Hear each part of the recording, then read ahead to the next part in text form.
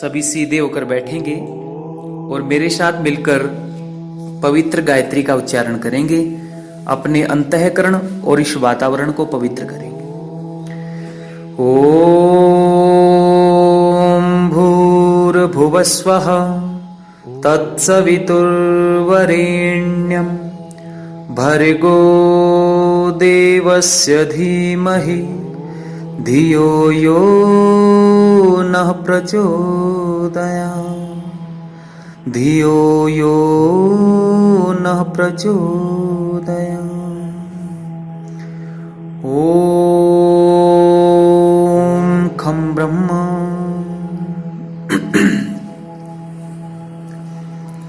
समादरणीय उपस्थित हुए आर्यभद्र पुरुषों, पूजा एवं सत्कार के योग्य वंदनीय मातृशक्ति प्यारे बच्चों, अभी बहुत सारी चर्चाएं आपने विद्वानों से सुनी हैं। थोड़ी सी चर्चा मैं भी आपके बीच में रख रहा हूं, दच्चित होकर के सुनेंगे। संसार में प्रत्येक प्राणी सुख चाहता है और इस सुख की चाह में भिन्न भिन्न प्रकार के कर्म करता है और उन्हीं कर्मों के आधार पर उस व्यक्ति को जाति आयु भोग मिलते हैं। ये महर्षि पतंजलि ने योग दर्शन में इसको कहा है। तो सबसे महत्वपूर्ण चीज, सबसे महत्वपूर्ण बात जो मैं कहना चाहता हूं आप लोगों से, कि यदि हम दिल्ली जाना चाहते हैं तो हमें दिल्ली की तरफ जाने वाली ट्रेन पकड़नी पड़ेगी। और यदि जाना तो हम दिल्ली चाहते हैं लेकिन हम जम्मू की तरफ जो ट्रेन जा रही है उसमें बैठ जाएं तो क्या दिल्ली पहुंच जाएंगे? कभी भी नहीं पहुंचेंगे। तो इसलिए यदि हम सुख चाहते हैं तो हमें सुख के मार्ग को, सही दिशा को पकड़ना पड़ेगा। अगर दिशा गलत हो जाएगी तो सुख नहीं मिलेगा। संसार में आज बहुत सारे लोग धर्म के मार्ग पर चलाने का प्रयास कर रहे हैं, लेकिन वैदिक पथ को लोग भूल गए हैं। बहुत प्राचीन समय से, बहुत लंबे समय से इस देश के अंदर भिन्न भिन्न प्रकार के समुदायों ने, भिन्न भिन्न प्रकार के मत मतांतरों ने अलग अलग रास्ता बताया, लेकिन वेद की बात किसी ने नहीं बताई। एक ऐसे अनूठे सन्यासी, एक ऐसे परखर पुरुष जिन्होंने स्वयं के बारे में किसी भी प्रकार का ढोंग पाखंड न रचाते हुए वेद की बात कही है, और ऐसे महापुरुष के सामने मैं नतमस्तक होता हुआ उनका नाम स्मरण करना चाहूंगा।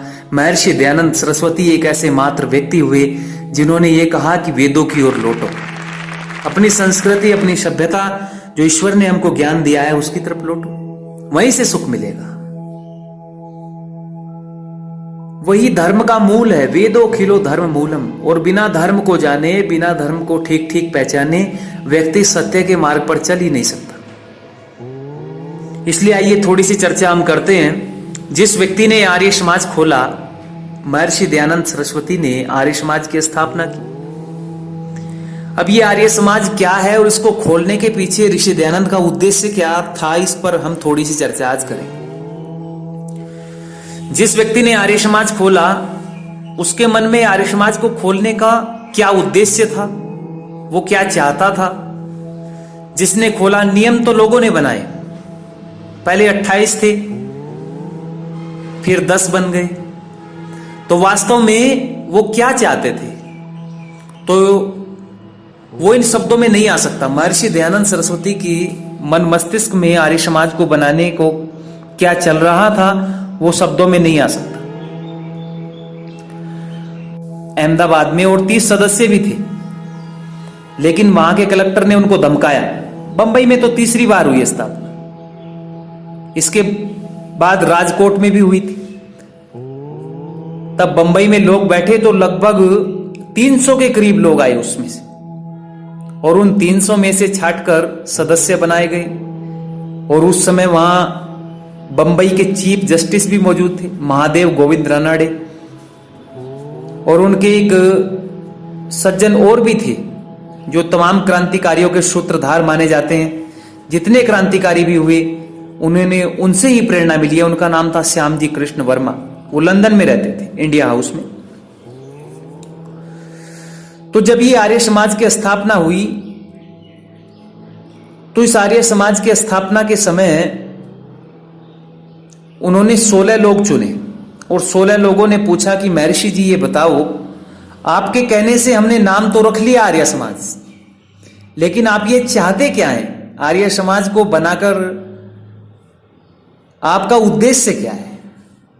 तो सरकार ने एक किताब छापी थी जो सेंट्रल गवर्नमेंट की लाइब्रेरी में है, खाली उसका नाम है दयानंद। तो उसमें दिया है कि महर्षि जो चाहते थे, जो उनके मन की बात है, जो उस समय उन्होंने कहा, वो क्या था? भाई मैं क्या चाहता हूं इस संगठन से। महर्षि दयानंद के उन्हीं के शब्दों में सुनिए, उसमें लिखा हुआ है वो दयानंद पुस्तक में जो। तो उन्होंने कहा कि उनकी प्राथमिकता क्या थी, प्रायोरिटी क्या थी उनकी, कि एक आक्रामक आंदोलन चलाया जाए जिसका उद्देश्य राष्ट्रीय भावना का विकास करना, सामाजिक कुरीतियों का निवारण करना और धर्म को उसकी वास्तविक स्थिति में प्रतिष्ठित करना है। ये आर्य समाज के 3 उद्देश्य। आर्य समाज के 3 उद्देश्य जो उनके मन में थे, उनमें पहले हवन करना नहीं है। पहला उद्देश्य क्या रखा? राष्ट्रीय भावना का विकास करना। और सज्जनों याद रखना, स्वामी सदानंद जी का संपूर्ण जीवन इन्हीं 3 बातों के आधार पर चला। उसमें चाहे शिक्षा आ गई हो, चाहे उसमें अछूतो उद्धार आ गया हो, चाहे उसमें नारियों के लिए गुरुकुल खोलना आया हो, चाहे उसमें हिंदू मुस्लिम एकता के लिए प्रयत्न करना हो, और चाहे फिर उसमें अंत में महावीर दल बनाना हो। थोड़ी मार्मिक बातें आपके सामने रखना चाहता हूं। स्वामी श्रद्धानंद ने कल्याण मार्ग का पथिक नाम की कोई किताब नहीं लिखी। उनको बचपन से ही डायरी लिखने का शौक था। वो प्रतिदिन के क्रियाकलापों को लिखते थे। जिस समय वो दुर्व्यसनी थे, दुराचारी थे, तब भी वो उनके अपने जीवन के अनुभव लिखते थे। जो उन्होंने लिखे, जो व्यक्ति अनुभव से बड़ा होता है, जो किताबों से पढ़कर बड़ा होता है, उससे कहीं ऊंचा होता है। किताब पढ़ने वाले व्यक्ति से अनुभव के द्वारा पढ़ा जाने वाला व्यक्ति कहीं ज्यादा ऊंचा होता है। तो अच्छा, मैं आपसे पूछना चाहता हूं, कबीर कौन सा पढ़ा लिखा थे? उन्होंने तो कोई एमए नहीं पढ़ा था, लेकिन उनकी हर बात वेद से मिलती है। गुरु नानक देव कौन से पढ़े लिखे थे? कौन से गुरुकुल में या कौन से विश्वविद्यालय में पढ़े थे? लेकिन नानक का एक भी शब्द ऐसा नहीं है जो वेद के विरुद्ध हो। स्वामी श्रद्धानंद बचपन से ही कुश्ती के शौकीन थे, उपन्यास पढ़ते थे। पढ़ाई में उनकी बहुत रुचि नहीं थी, क्योंकि रईस के और सत्ताधारी व्यक्ति के बेटे थे। तो उस समय का कोतवाल बहुत मायने रखता था। उनके सामने ऐसे ऐसे दृश्य आए, वो अनुभव से बने, किताबों में पढ़ा नहीं। उन्होंने ऐसे ऐसे दृश्य उन्होंने देखे जिनको मैं बोल भी नहीं सकता, इस मंच से नहीं बोल सकता। 3 इम्तिहान थे, फेल हो गए सगाई के चक्कर में। दूसरी बार विवाह का जिक्र हुआ, फेल हो गए। सारे दुर्गुण थे उनमें, लेकिन उन्होंने धर्म के वो स्वरूप देखे जिनके कारण वो नास्तिक हुए। उन्होंने देखा पहाड़ी पर बनी हुई है एक धनुष बाण, लक्ष्मण यति की पहाड़ी। एक इधर सुना होगा ना आपने, दक्षिण भारत में, उस पर एक धनुष बाण लगा हुआ था, थोड़ा सा नीचे तक। लेकिन पंडितों ने कह रखा था कि भाई ये पाताल तक, नीचे तक पाताल तक गई हुई है। ऐसे ही वहां पर्यटक आते थे, बहुत लोग। एक अंग्रेज पर्यटक भी आया, उसने कहा भाई ये तो बड़े चमत्कार की बात है, पहाड़ी के नीचे जमीन तक चला गया है ये। उसने कहा अच्छा भाई इसे खोदो। अंग्रेजों का जमाना था उस समय, तो इसने कहा मैं देखना चाहता हूं, खोदो, 5000 रुपए दूंगा अगर ये नीचे तक हो। खुदाई शुरू हो गई 8-9 फीट तक, वो निकला, आगे कुछ नहीं था। जब खुदाई शुरू की तो 8-9 फीट तक निकला, आगे उसमें कुछ भी नहीं था। वो तो बना रखा था उन्होंने। उसने फिर भी बेचारे ने 50 रुपए पंडितों को दे दिए। लेकिन ये मुंशीराम जी के सामने की बात है। मेले में उनके पिताजी की ड्यूटी लगी थी। एक दृष्टांत सुना रहा हूं उनके जीवन का। एक ऐसा वर्णन आता है कि उनके पिताजी की ड्यूटी लगी थी बनारस और मिर्जापुर के बीच में एक मंदिर है, वहां मेला लगता है। राजा लोग भी आए हुए थे, पूजा पाठ चलता था। ऐसा पूजा पाठ चलता था, मुझे कठिनता हो रही है यहां कहने से। हजारों लोगों की भीड़ और नग्न अवस्था में स्त्री खड़ी कर रखी है नालायकों ने, और उसके ऊपर पूजा चढ़ाई जा रही है। और राजा भी देख रहा है, ये भी देखने गए और देखकर चले आए। और एक वाक्य लिखा अपनी डायरी में कि व्यभिचारी मानसिकता के पंडित लोगों के ये सब करिश्मे हैं। उन्होंने अपनी व्यभिचारी मानसिकता को संतुष्ट करने के लिए इस प्रकार के पूजा पाठ चलाए। ये एक अनुभव था उनका। फिर वो एक मंदिर में दर्शन करने गए, घूमते रहते थे, रोज जाते थे। एक अर्दली भी उनका साथ में रहता था, एक मित्र भी साथ में रहता था। तो उनको द्वार पर रोक दिया गया। अब इन्हें गुस्सा आया, कोतवाल के लड़के को रोक दिया। वहां पर पंडों ने कहा नहीं नहीं, कोई नहीं जाएगा अंदर। रीवा की महारानी आई हुई है। रीवा रियासत है मध्य प्रदेश की, आपने सुना होगा। तो उस मध्य प्रदेश रियासत जो रीवा है उसकी महारानी आई हुई है। जैसे आज होता है मिनिस्टर आ रहा है, सड़क बंद, ये काफी देर देखते रहे। फिर चले आए, कभी गए नहीं। कहने लगे जहां इतना पक्षपात, वे पूजा बेकार है। उन्होंने बहुत आडंबर, बहुत पाखंड देखे। उसके बाद वो जहां पढ़ते थे प्रिंस कॉलेज में, वहां का एक प्रिंसिपल ईसाई था।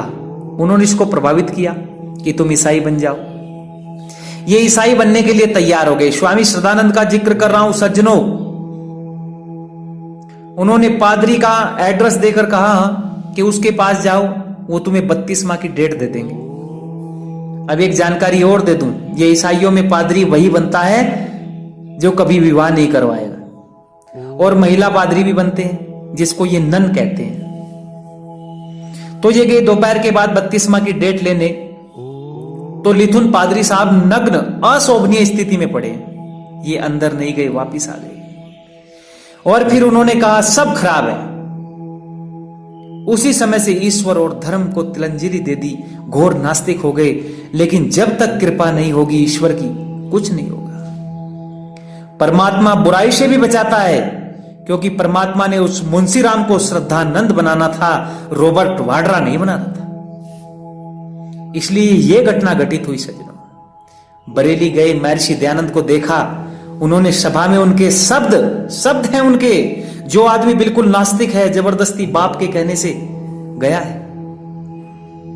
वो लिखते हैं कि जब सामने उस दिव्य आदित्य मूर्ति को देखा, महर्षि दयानंद को देखने के बाद में मुंशीराम के शब्द हैं ये सज्जनों, जरा ध्यान से सुनना। उस पवित्र आत्मा को देख करके किस प्रकार विचार बदले।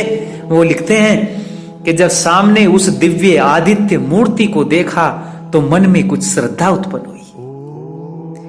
और जब पादरी स्कॉट और अन्य कुछ यूरोपियन विद्वानों को बड़ी उत्सुकता के साथ व्याख्यान को सुनते देखा तो वो श्रद्धा और भी बढ़ी।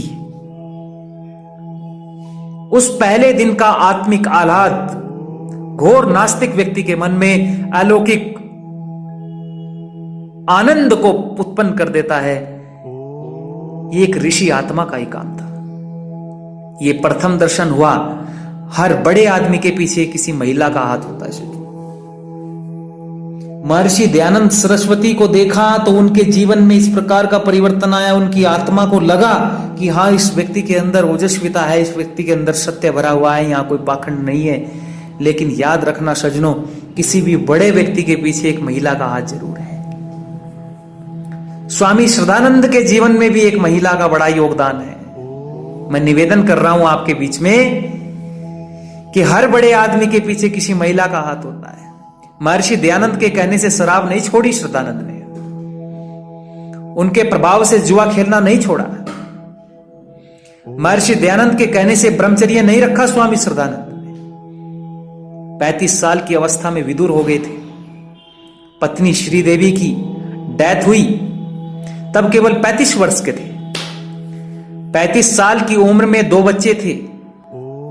सब पत्नी का तप, उनका धैर्य और सहनशीलता थी जिसने उनको श्रद्धानंद बना दिया। एक दिन शराब पीकर आए धुत, बिल्कुल उल्टी लगी, आके गिर पड़े। आजकल की कोई पत्नी हो तो 2 दिन ऐसे, तीसरे दिन चली जाए अपने मायके छोड़ करके। लेकिन वो देवी 11 बजे जगी हुई थी। उस दिन उनके ऊपर प्रभाव हुआ। वो लिखते हैं कि उस दिन का करुणा और शुद्ध प्रेम से भरा हुआ मुख कभी नहीं भूलूंगा। मैंने अनुभव किया कि साक्षात मातृशक्ति की छत्र छाया में निश्चिंत होकर के लेट गया। ओहो, मुझे लगा मेरा विवाहिशी रात हुआ है, सो गए। जब 1:30 बजे आंख खुली रात को तो देखा पत्नी बैठी पैर दबा रही है। आंख खुली, उठकर पूछा कि आपने भोजन नहीं किया? अभी बस एक वाक्य है, उसने झकझोर दिया। एक वाक्य बोला उनकी पत्नी ने, अब भोजन में किसकी रुचि हो सकती है? अरे सज्जनों, जरा सुनना, किस प्रकार परिवर्तित कर दिया मुंशी राम को उनकी पत्नी ने। वो कहती है कि अब भोजन में किसकी रुचि हो सकती है। दोनों ऐसे ही सो गए। सुबह उठे, मुंशी राम ने पत्नी से कहा, देवी आज से शराब पक्की छोड़ दी है। जो बोतलें थी वो उन्होंने बाहर फेंक दी और पत्नी से कहा कि शराब वाले का तो बिल चुकाना है, लेकिन पत्नी से नहीं मांगूंगा। तो क्या हुआ कि उनकी पत्नी ने जो सोने के कड़े हैं सुबह उनको दिए कि जाओ और इन्हें बेच करके उसका बिल चुका दो।